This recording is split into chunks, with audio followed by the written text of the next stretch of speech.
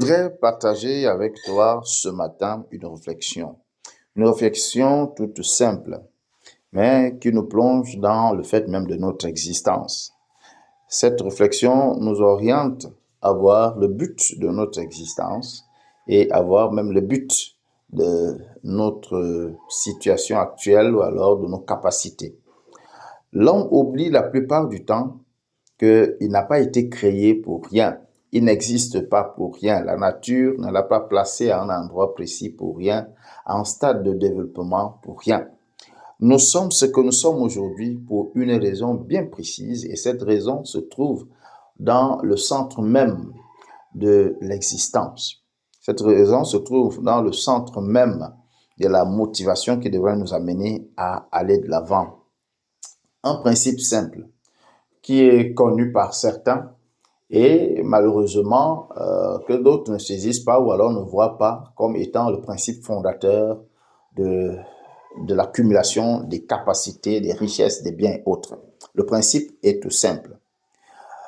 Nous sommes faits tels que plus nous offrons, plus nous recevons.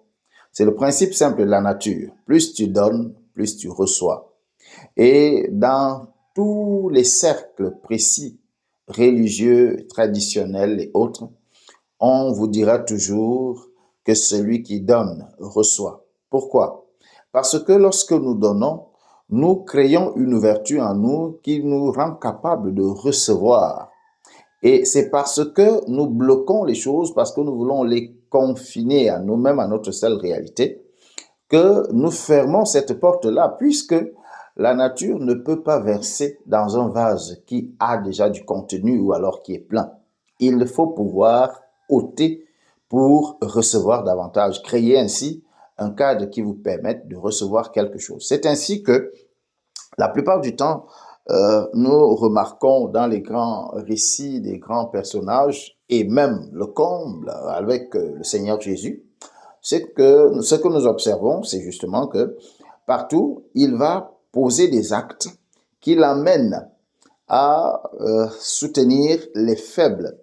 Cela contribue à établir sa force, cela contribue non seulement à montrer qu'il est Seigneur, qu'il est Maître, mais à renforcer ce qu'il est véritablement.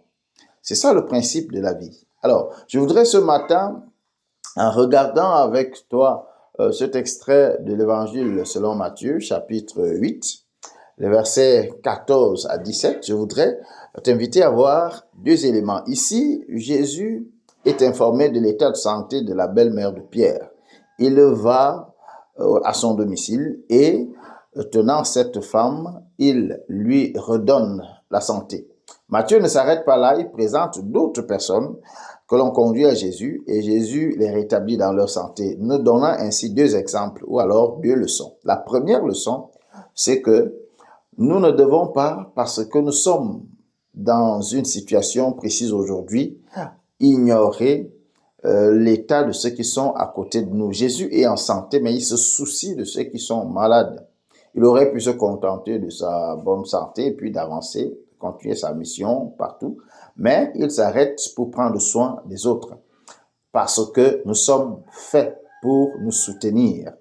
Ce que tu devrais faire dans ta vie, c'est ne pas ignorer l'état des autres, mais surtout les soutenir, leur apporter ce qui manque à leur bonheur, à leur existence. Pourquoi? Et là, nous revenons à ce que nous avons dit dès le début, c'est que chaque fois que nous donnons quelque chose, nous recevons la dite chose, mais en plus grand nombre, dans une dose supérieure.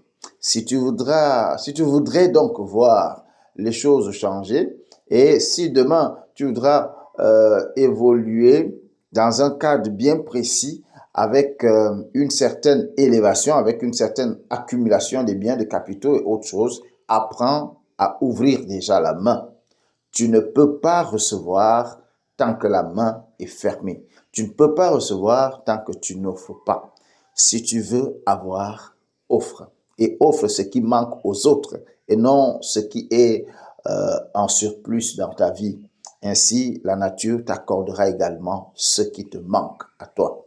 Que le Seigneur te permette de saisir la sagesse de cette parole et surtout de la mettre en pratique. À bientôt.